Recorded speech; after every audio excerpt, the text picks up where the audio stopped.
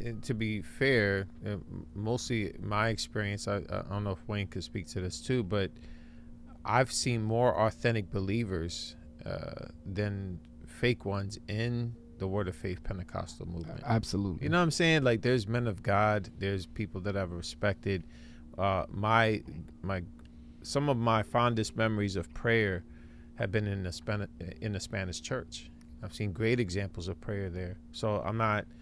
I guess what I'm saying is there are wolves, that are among them.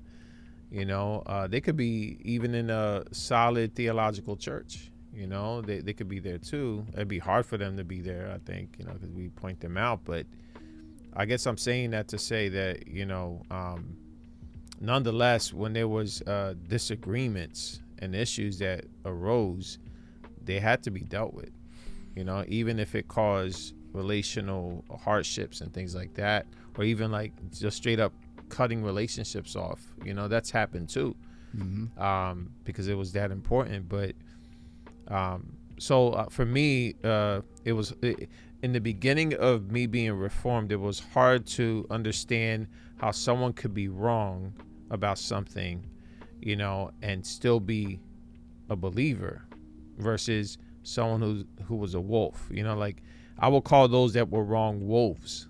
Like, you're leading people astray, and it's like, well, maybe they're off on something that's a non-essential, but it doesn't mean they're a wolf either. Yeah. You know what I'm saying? And for those I pray, for those I actually still have a relationship with and still talk to them, try to, reform them, of course, bring them to the doctrines of grace. That's what I do. But there are those that I don't talk to anymore because they're just straight up about the money. They're about their positions and things like that. And you can tell the difference, man. It's Wayne, isn't it? It's all about the money. I would definitely say we need to expose the lie and emphasize the truth. We definitely I think what you said, though, it really struck me in a profound way that what does a wolf do? They prey on sheep. And so we should expect, I think following that analogy through, we should expect there to be some genuine sheep in the orbit or even under these wolves. And they are sincere believers, but also sincerely misled. And I think there's, you look in Scripture and you look at how Jesus responds to people being led astray and how he weeps for people under he holds false teachers more accountable than the people that succumbed to the false teaching that were the babes, so to speak, the innocent ones. Now there is a level where we're all accountable, but sometimes I think you respond to false teaching, and it's like some of these guys that do formal debate. Like, you're not going to convince the guy you're debating with, like, realistically. They're equal professional status or whatever. It's more about the people that are in the orbit, that are in the audience, that are flirting with one side or the other, and that's often why you call out false teaching. I think Rachel made a good point too. She says, if you call someone out, use one specific example. Oh, my feed thing reset. Use one specific example to teach discernment. Don't just throw out the whole person's ministry.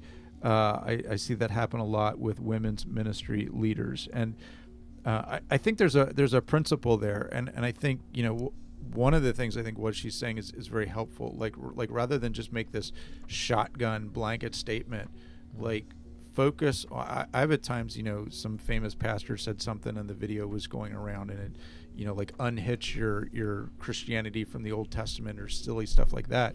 And rather than dive into every aspect of that person's ministry, say like, okay, here's the problem with that quote. Now, make sure you use it accurately in context, be fair. We don't have to be mean, and we certainly don't want to be untruthful when we warn and we misrepresent. Pick apart the idea, not the person. Yes, right? Exactly.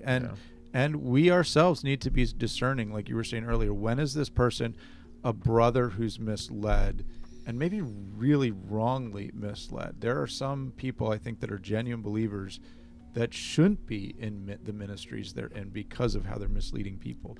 That doesn't necessarily mean they're not saved. There are other people that are out there claiming to be believers, and they're hucksters and they're shysters, and they're in it for the money or the fame or the prestige, or they're just out and out teaching false doctrines.